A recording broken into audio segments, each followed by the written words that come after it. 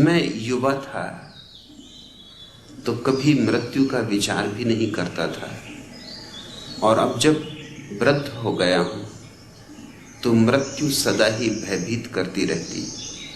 मैं क्या करूं? क्या मृत्यु से छुटकारा संभव है? रामनाथ,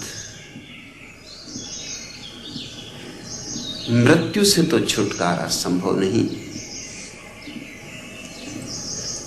लेकिन ये तुमसे कहा किसने कि तुम मरोगे?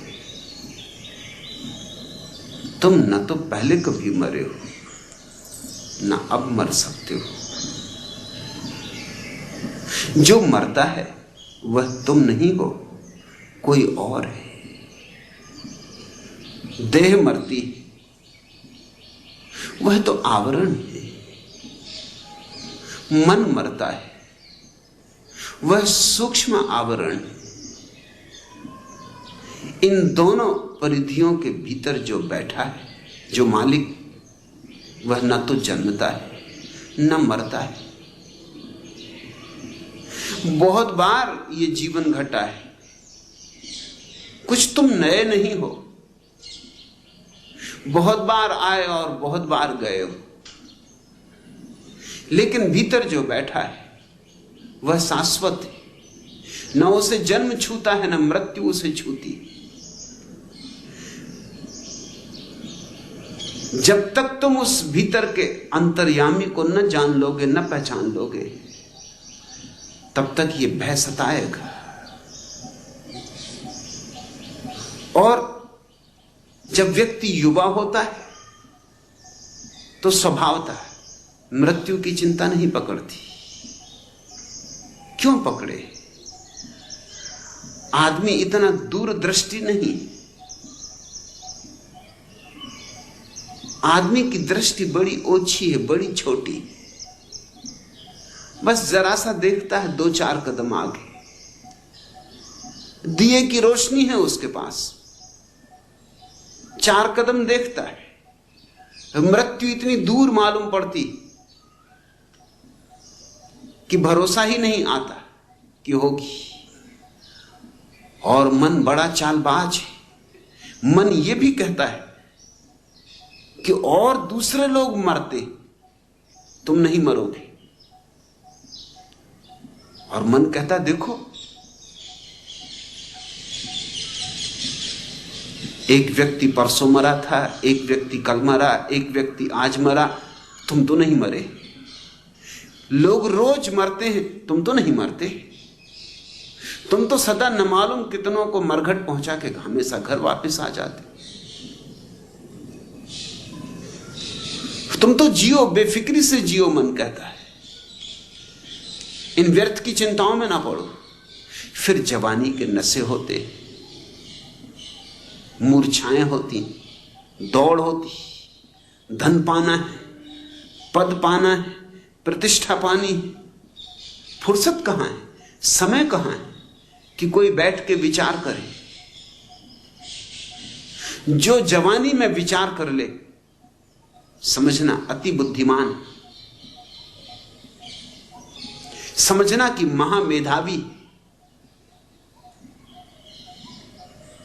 क्योंकि आम तौर से जवानी में मूर्छा इतनी सघन होती, क्योंकि वासनाएं इतनी प्रगाढ़ होती कि आदमी लगता है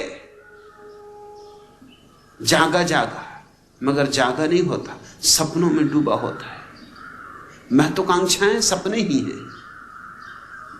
तुम्हारे भीतर सपनों पर सपने तुम बुने जाते हो। कौन सोचता है मृत्यु की? और फिर जब आएगी तब देख लेंगे, जल्दी क्या है। कभी कभी फुर्सत के किसी क्षण में अगर मृत्यु का ख्याल भी आ जाए तो तुम जल्दी से अपने को छिटका लेते हो, किसी दूसरे काम में लगा देते हो, अपने को उलझा लेते हो कि ये कैसी निराशा की बात मेरे मन में आ रही। अभी तो मैं जवान हूं। हम मृत्यु को सब तरह से ढांकते हैं, छिपाते, इसलिए मरघट को गांव के बाहर बनाना चाहिए गांव के ठीक बीच में, कि दिन में 25 बार गुजरो तो 25 बार मरघट तुम्हें याद दिलाए कि यही होने वाला है अंतिम निवास स्थान। चौंकाए, जगाए, स्मरण दिलाए। बुद्ध जब भी किसी व्यक्ति को संन्यास देते थे तो भेजते थे मरघट कि 3 महीने मरघट पर रह, जलती हुई चिताओं को देख,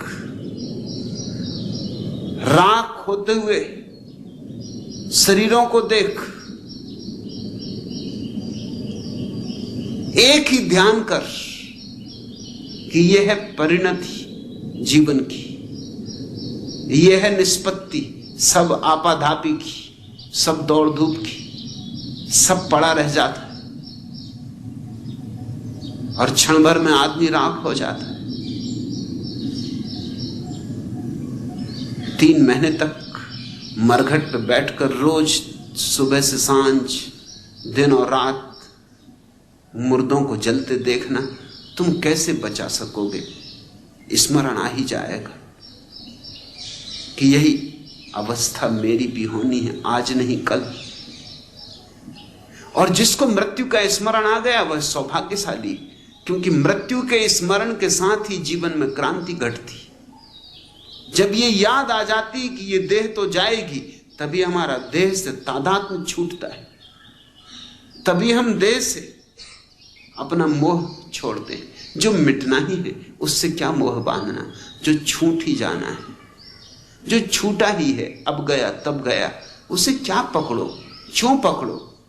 क्यों ना हम उसकी तलाश कर लें जो कभी नहीं छूटता? क्यों ना हम शाश्वत को खोजें?